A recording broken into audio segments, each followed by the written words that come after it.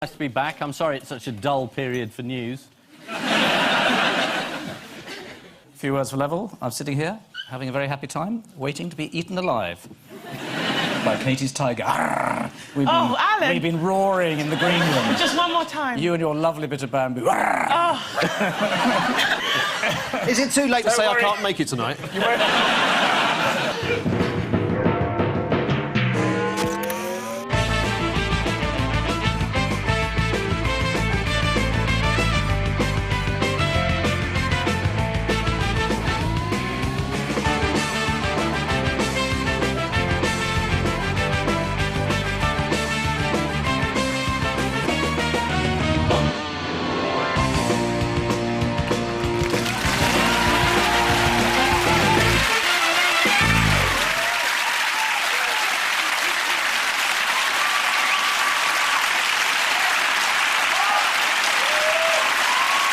Good evening.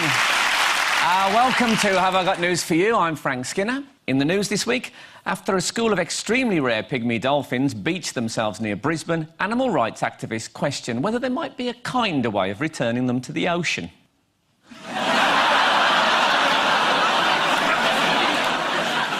At the National Accountancy Awards, there's unanimous approval for the winner of Most Creative Expenses claim. And in Japan, the inventors of the world's most lifelike robot admit it was a mistake to let her spend 3 nights in Russell Brand's hotel room.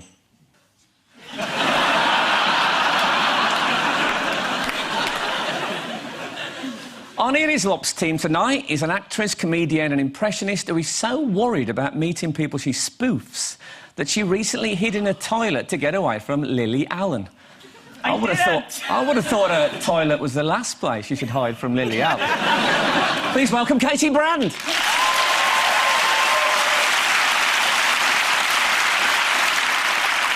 And with Paul Merton tonight is the shadow leader of the House of Commons, whose opposite number is Harriet Harman. When she was on the receiving end of harsh criticism recently, he gave her a cuddle and some chocolate in the shape of a little heart. And yes, he is gay. Please welcome Alan Duncan MP.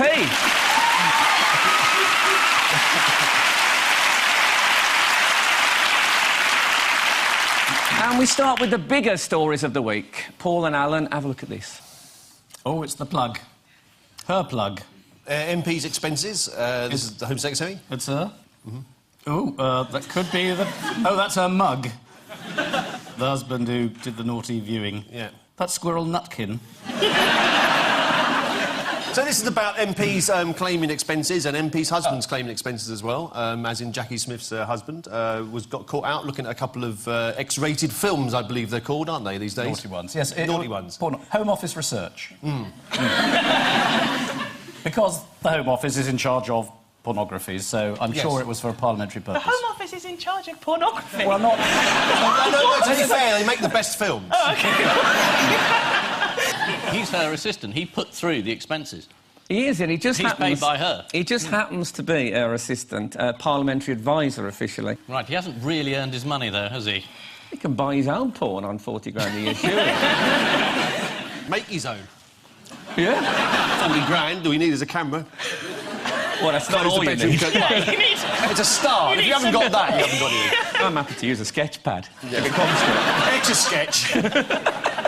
Keep doing it, keep moving. I want to be Home Secretary, anyway.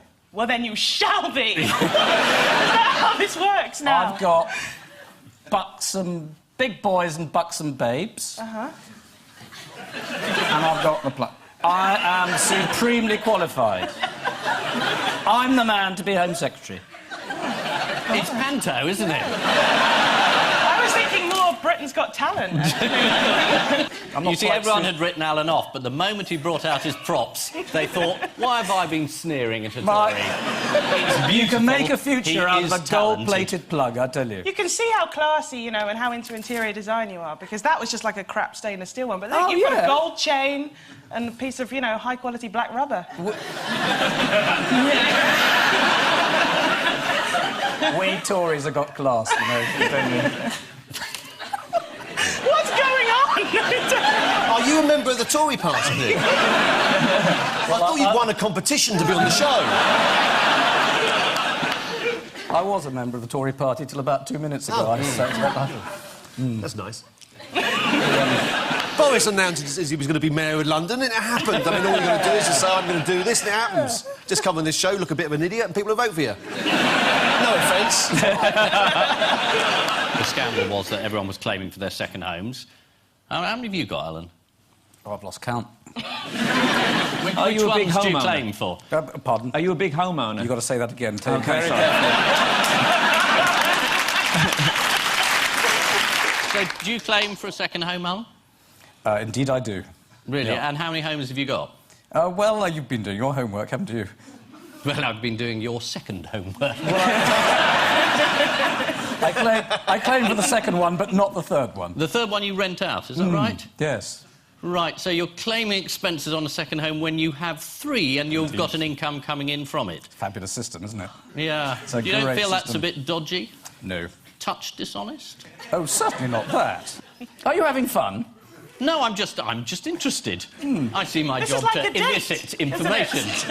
Like a date? Yeah, you know, just getting to know each other, having a lovely chat. I know I've got a reputation, but there are limits. Well,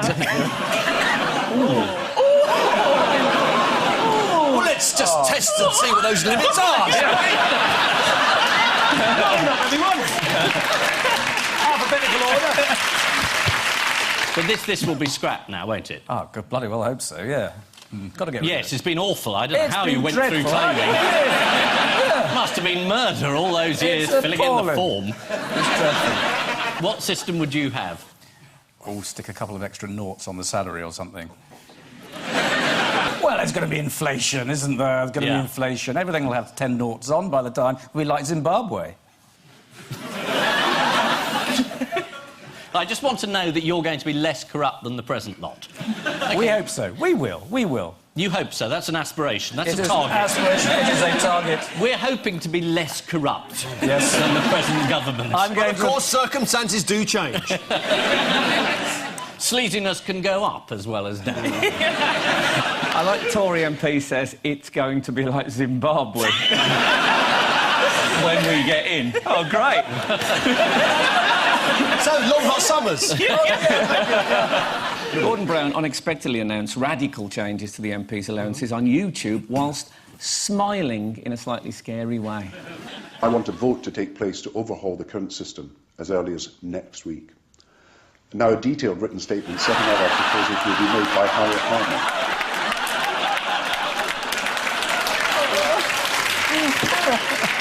I think the smile looks like it was photoshopped on him from a much happier person. It certainly takes him by surprise, doesn't it? It knocks him back a bit. He's talking away, saying, what was that? He's sort of operated by 2 people just off camera, isn't he? So he probably didn't know it was going to happen. Do you sometimes miss Tony Blair when you look at Gordon Brown? You know, always looks like they're I just got out in the nick of time. You know. It's like there are 2 hold men on, just off Alan has screen, just pulling- lost me 200 quid. The producer said to me, I bet you 200 quid Alan Duncan does a Tony Blair impression. I said he wouldn't do that. Tony Blair, surely he's far too passé now. Yeah, but well, he I'll did. recompense you out of my expenses. It's all right. OK. Just happened to have that with you. All right. Look, this is your last 3 appearances on the show, Alan. I'm just going to be a Tory, you know. Straight Can you do Tony Blair? No, then he said, I'm the most marvellous Prime Minister. It's all OK, you know. Alan, any views on that? Well, you know, I was the marvellous Prime Minister. You know.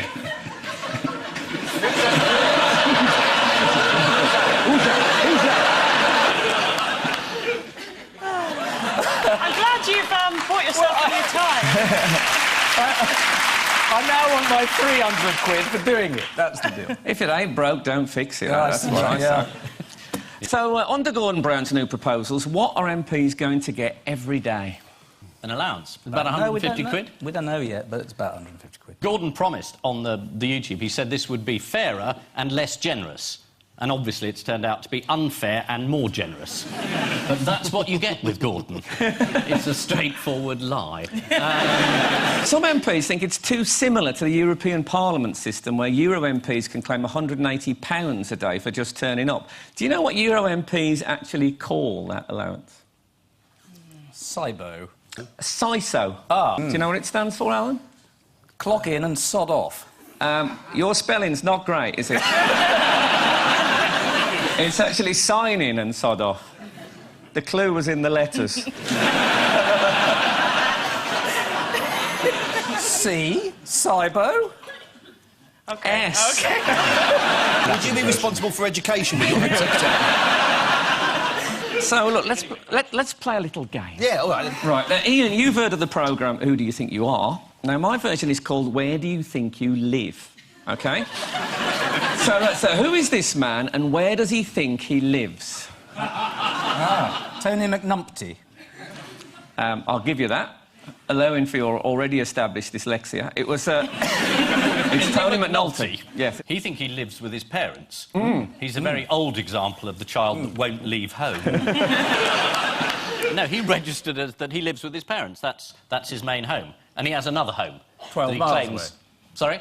About 12 miles away. About 12 miles, which he claims an allowance on. So he thinks he lives there. So does anyone know what his area of expertise within the government is? Yeah. No, I don't. I thought I'd bluff it, but I didn't have any idea what he does. I fell for it completely, I have to be honest. Yeah, absolutely. Yeah, he's trees. Does trees. It's actually fraud and benefits. Really? Tory party chairman Eric Pickles tried to defend the second home allowance when he appeared on Question Time. Shall we have a look? Please say yes. Yes. Oh. Eric Pickles, do you have a two-house system with an allowance? I do indeed have a two-house system and an allowance. But if I could just make a brief contribution... How far are you away from Westminster? 37 miles. And you need two houses?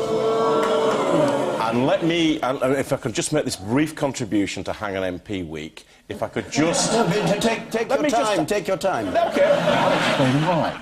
Because the House of Commons works on clockwork. You have to be there. If you're on a committee, you have to be there. Precisely. I was like a job, in other words. It was like a...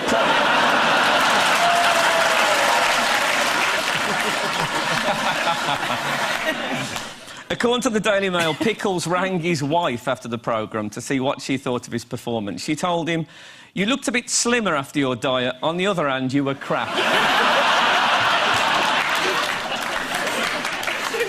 We've also had the thrill of the budget this week. Anything exciting in there, Ian? Yes, the most exciting thing this year was, instead of the Chancellor of the Exchequer coming out of number 11 Downing Street and holding up this battered old briefcase we've been looking at for 200 years, instead of that, he brought out a transparent fireman's helmet with a little goldfish swimming around in it. It kept saying the word budget. Budget. And that was the big difference this year, because instead of, well, we've seen that before, so a little fish, budget. And the fish is called Barry Hennessy. Nah, that's not what I've got on the card. It was the most fantastically depressing budget. We're hideously in debt. Not just a little bit. We've borrowed more money than all governments in history put together. The good news was, in 10 years' time, there might be a recovery. Oh, great, Alistair! The only reason everyone didn't kill themselves is he's so dull. Most people didn't listen to the end of it. They thought, oh, yeah, that sounds boring. We're what? There was so much happening this week. Surprise announcements about MPs' expenses, the budget and so on. It'd be easy to forget the ugly face of politics that was revealed recently. So here it is. This is, of course, Gordon Brown's special advisor, Damien McBride, and the shocking news that he's only 34.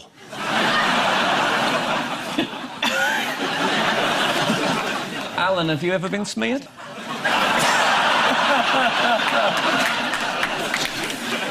So, what did Gordon Brown eventually do on a building site?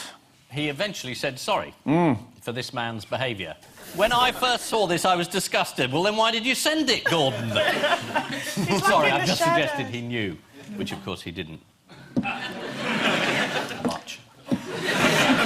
It's just incredible. Everyone has to sort of dance around it, but, I mean, two of his closest aides send this stuff, and we're meant to pretend he had no idea about it. It's just not credible. Like Mr. Balls.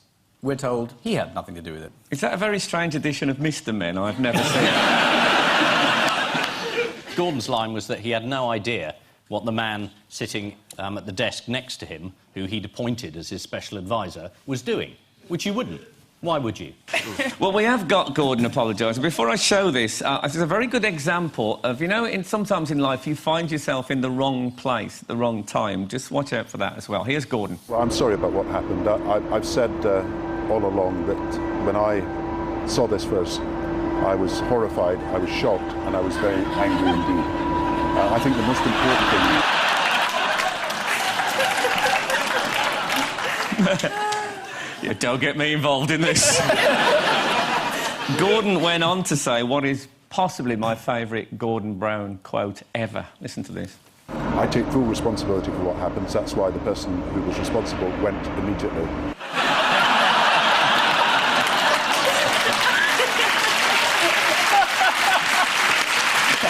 Oh, dear. That is pure Stalin. Fantastic. This is Gordon Brown's desperate attempt to haul MP's snouts out of the trough and his own party out of the mire. According to The Times, Gordon Brown sprang the controversial proposals on the eve of the most difficult budget since the Second World War. Oh, yeah, that budget when the feckless Chancellor pissed the money away on Spitfires and tanks. Jackie Smith's expenses claims have come under close scrutiny. We now know, for instance, that she claimed for a patio heater. Good news for her husband, as that's where he's sleeping at the moment. Gordon Brown will be relying even more on his inner circle, one of whom is Labour MP Tom Watson. Tom Watson was also one of the ringleaders who helped topple Tony Blair in the so-called Curry House coup. I'm guessing Tom chose the venue. So, Ian and Katy, here's yours. Oh, right, this is the comedy question, the police beating people up. Yep. Oh, and it's her fault again. Mm-hmm. Not a good week for her. Go on. That's it. Here we are. It's always a fair fight. Proportionate response. That's good, yep. Well, it's probably to do with the police and their kettling. It is, yes, it's the metaphor they use for getting people in a very tight space. Mm-hmm. Being the police, they haven't thought through the metaphor that when you boil a kettle, it gets very hot. Yeah. And that's what happened. People boiled over. But again, the police are, I mean, they are extraordinary. It was the G20 demonstration, and they managed to find the one person who wasn't involved with the demonstration and killed him.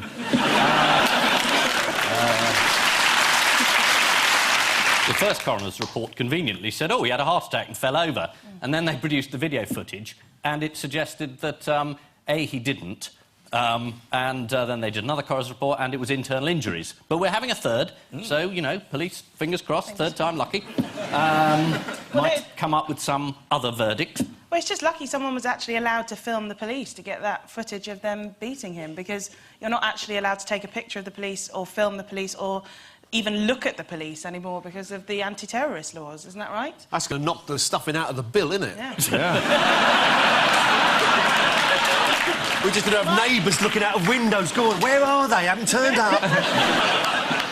The demonstrations were hugely hyped. They said there are going to be millions of anarchists flooding London, and there's going to be a dirty bomb. It's going to be terrible. So everyone's up for it. And then 6,000 hippies turn up and a few people in a climate camp and some agreeable people saying, well, I don't know, it'd be nice if capitalism wasn't quite so useless. And the police go, blimey, anarchists! Interestingly, the only people who didn't get stopped were the 4 people who were smashing in the windows of the Royal Bank of Scotland. That was a wonderful picture. 4 people with the windows, 300 press photographers, and a whole load of policemen going, yeah, look at them mannequins. Of course, it was the G20 summit, the gathering of the world's most powerful people, but look how much fun it was. Where's Gordon? That's his quiff at the bottom there. So who were POTUS and FLOTUS at the G20? Oh. Were these security code names? President of the United States. And FLOTUS? First Lady of the United That's States. correct. It was actually the President and the First Lady. So here's a clip showing the subtle difference between Gordon Brown and Barack Obama. Here they are arriving at number 10, and Look at this lucky policeman gets to shake hands with the President of the United States. Oh, and here comes the Prime Minister of the... No.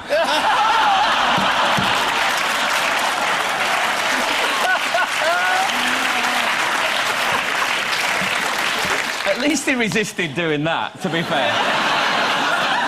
I bet he's one of those people that goes in to sort of kiss you on the cheek and ends up weirdly kissing you on the lips. But, All it is that Barack Obama doesn't know how English police behave. Gordon went a bit near him, thought, oh, I'm not getting it. So what is FLOTUS doing wrong in this picture? Oh. She's handling the Queen. Yeah. But it's not wrong. can I just say, it's the Queen that's got her hand on Flotus's arse. Well, she can only reach Flotus's arse, to be That's true, fair. yeah. I may be wrong here, but just to the left of the Queen, isn't that Tinkerbell? From Peter Pan? Now, remember, if you believe in fairies, clap your hands.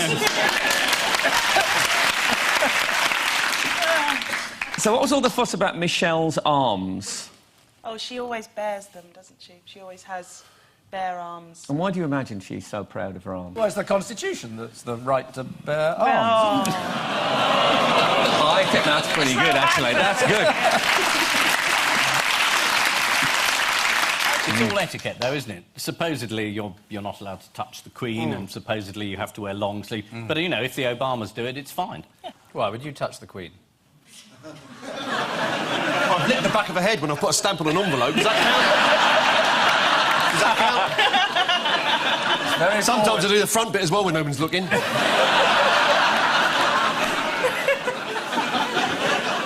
I walk around with an impression of her on my tongue all day. With ninepence in the corner. No one was quite sure what was going on at the G20. Listen to these two interpreters trying to translate Sarkozy and Angela Merkel. French president there, on the left. Ladies and gentlemen, I am delighted. I'm happy that we had the chance to speak to the French minister. Basically talking about the future of the world. And of course many other things than are being discussed currently here. To do in Washington. Also What they don't to do because what's wrong? this is ridiculous. What's wrong? This is the allegations of police brutality at the G20 riots. You can't really blame the police. If you give them whistles and day-glow jackets, they're going to go out clubbing.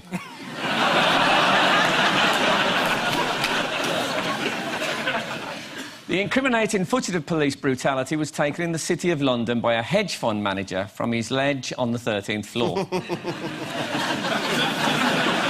Come on. The police are being condemned for hiding their identities. It's a total disgrace that the police took off their ID numbers. What have they got to be ashamed of, said one of the anarchists through his balaclava. At the G20 summit, Gordon Brown spent many hours in the company of Barack Obama. David Cameron spent half an hour with him in recognition that the Conservatives may soon come to power. And Lib Dem leader Nick Clegg gave him a cheery wave from behind a barrier. So at the end of that round, it's 2 points each.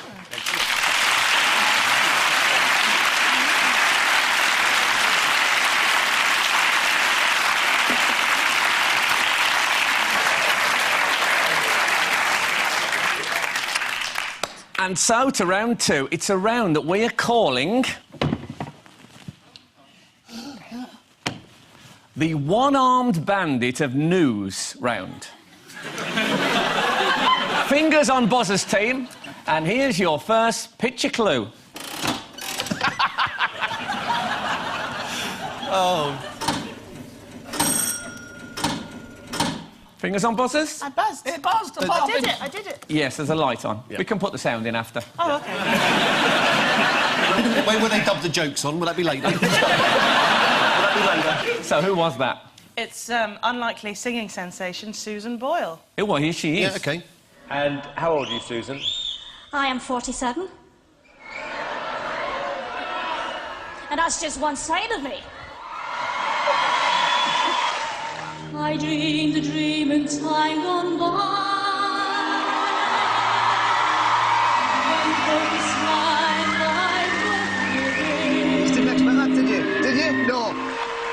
stood there with that cheeky grin and said, I want to be like Elaine Page, everyone was laughing at you. No one is laughing now. Not strictly true. Obviously, it's difficult to tell from her face, but apparently Amanda Holden was very moved by the performance.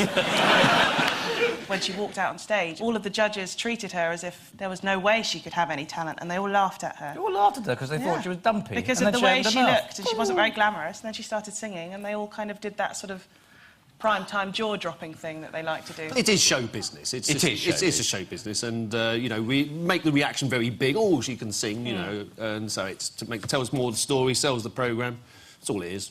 Can I say, I did cry when I saw Susan Boyle on Britain's Got Talent. What, did you just go out with her?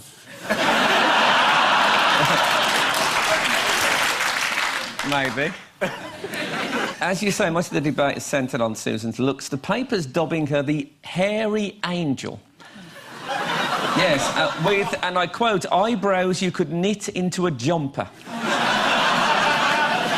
So, what has Amanda Holden vowed to do? Oh, God, please don't tell me she's going to give her a makeover.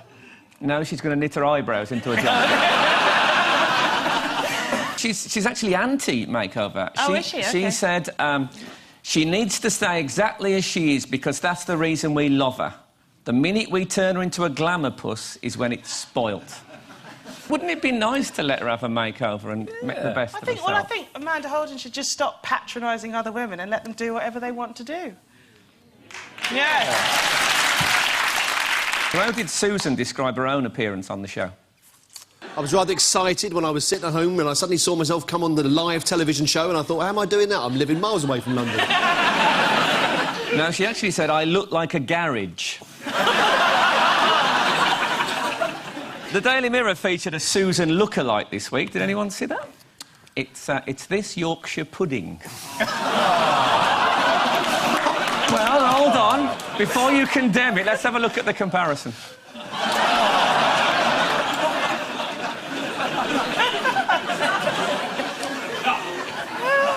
Sorry, which is which? Which is the... So this is the big story from Britain's Got Talent. With dreadful dress sense, ridiculous hair and huge saggy breasts, Simon Cowell is 48.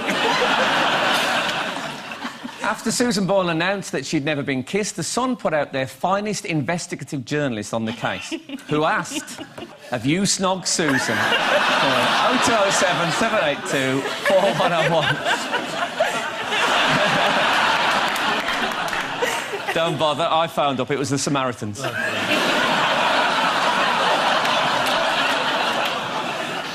Fingers on buzzers. Oh, God.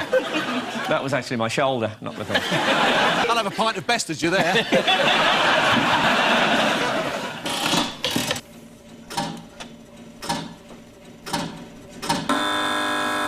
Gordon Ramsay is no longer in the top 50 restaurants. And the papers always call him the foul-mouthed chef. That's their label. Says that a lot of the grub that comes into his outfits is actually sort of prepared somewhere else and biked in. That is true. The Sun exclusively revealed that meals were being prepared off-site and delivered by transit van to Gordon Ramsay's restaurants. So what was the Sun's headline, do you imagine?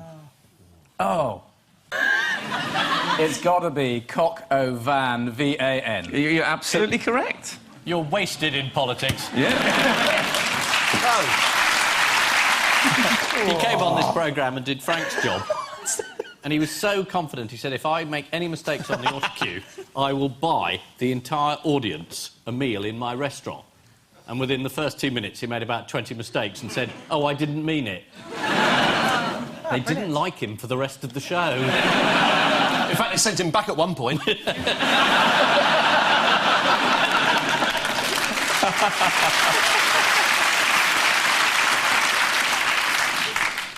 Gordon Ramsay's no stranger to deception. He claimed to have once played football for Rangers. He claimed to be a happy family man.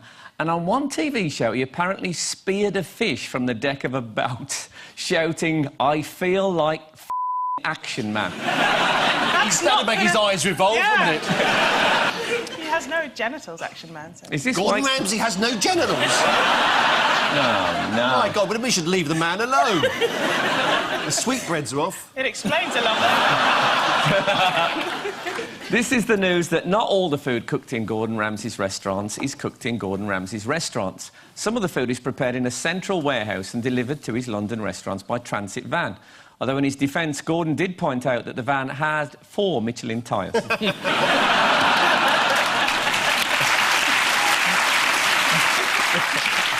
Which means at the end of this round, it's Ian and Katy with 4 and Paul and Alan with 3.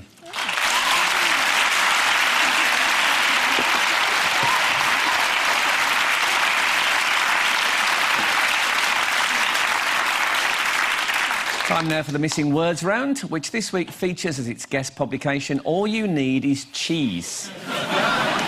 They suggest that to impress your partner, all you need is a romantic platter, but... Oh, there's always a but. Yeah. Choose a platter that is longer than it is wide. I suggest you choose a partner the same way. And we start with... Cotswold Village voted 6th best place to what? Is it to build a Cotswold Village? The 5th place is on top of David Dimbleby. That's what I read. What did I? It's the best place to live in Europe. It is the best place to live, that's correct.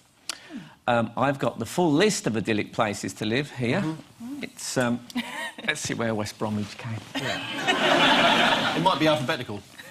Yeah, it is, and it's an order of priority. Oh, I see. Darfur isn't in Europe, is it? Oh, here it is. It's number 3,272. Just behind Zimbabwe. Yes. 1 place ahead of London. I enjoyed it. So, they'll probably let you keep that bit and take it home with you. Yeah. I hope so. OK, next. And I don't like the OK, it sounded too... Yeah. Too flamboyant. Yeah. You want to try again? Yeah, I will. Yeah. Next, what? Don't make this job impossible for me. I like that better. I thought it was very... Yeah, but I'll do it again now you've spoilt it. OK. Next, what puts an end to silence in the library? Is it manic gunfire? Music. Susan Boyle. Canned music. It is. It's pipe music. Pop music, isn't it? It's pipe music. Yeah. It's an attempt to get young people into libraries. Obviously, they can't read. This is the theory. So you have to have pop music. Well, they have no access to music any other way apart from going to a library to hear it. Yeah. So. Yes, basically, this is a story by Steve Doughty of the Daily Mail about a woman successfully asking for some music to be turned down. They might be breaking Steve in gently. He's not quite ready for the Middle East just yet. Next, I think what says Miss California. She has a problem with gay marriage, doesn't she, Miss California? She does, so what do you think she said? I think gay men will burn in hell, says Miss California. But save the dolphins! Well, I don't agree with her. Silly bitch. I mean, I don't agree with her at all. You've gone a bit working class, have you? Stupid bitch, she's looking for a slap in the meal.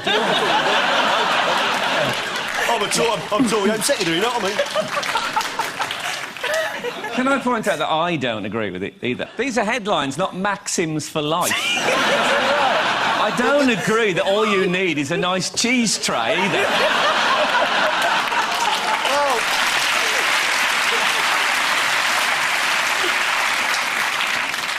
But you're right to refute Miss California. Yes. What did she say, this woman? She said that same-sex marriages are wrong. She didn't say sex marriages are wrong. Sex marriages are rare.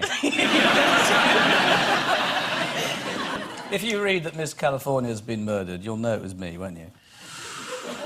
That is a hell of a statement to make on camera, though. Yeah. Because... For somebody who's planning to be Home Secretary, so she dies tomorrow. Yeah, what the hell are you going to do? Nothing like freedom of speech from a Tory, eh? She disapproves of same-sex marriages, so she deserves to die. By your hand. We will not put up with this intolerance. Next, Nazi cattle what? Nazi cattle salute horse with Charlie Chaplin moustache. They think he's Hitler. They think he's Hitler. Is that it? They've invaded Britain. They came on little boats from Dunkirk. I think they just got to Jersey.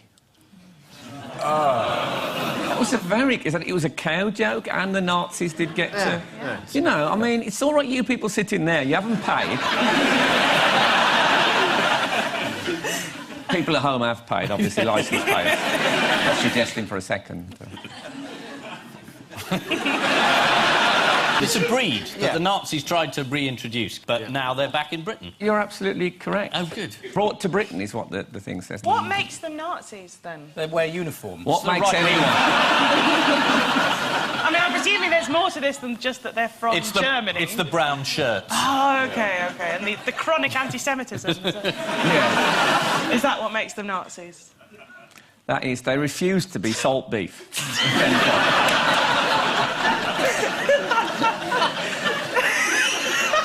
I'm trying to think of some pun, but all I can come up with is the cow starpo, which isn't very good. That's one better than that. Yeah. A farm in the west of England has introduced... Watch out for the bull, he's goring. There we are. I knew there was one. Well, how now, brown shirt? Actually, we've opened up a whole new area of comedy, Nazi cows. Yeah, exactly. For you, the milking is over.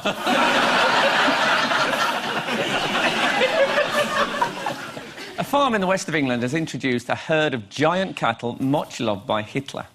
The once extinct cattle were reintroduced after genetic experiments by the Nazis, and according to the Mail, after the war, the cows were destroyed as they were a very unwanted reminder of German oppression. I think they were more likely to have been destroyed because they were a very tasty reminder of German oppression. So the final scores are Ian and Katy have 7 points and Paul and Alan have 5.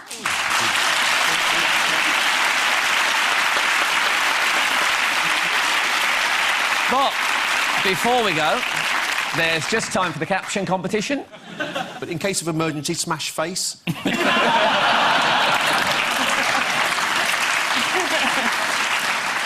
Now, I leave you with news that Claire Balding can't believe her luck as she interviews the winner of the Chinese Grand National. In central London, a bemused pensioner worries that his wife is getting a bit too friendly with the cleaning staff.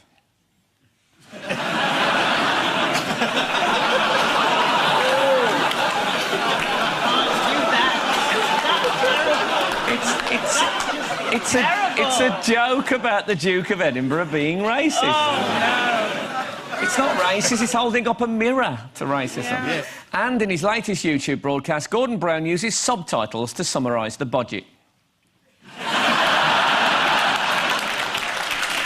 Good night.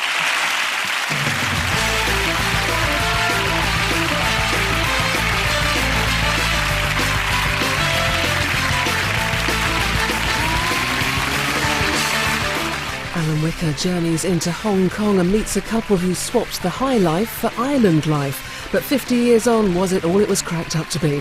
That's next here on BBC Two. And on BBC One, Martin Clunes is back behaving badly in all-new Reggie Perrin.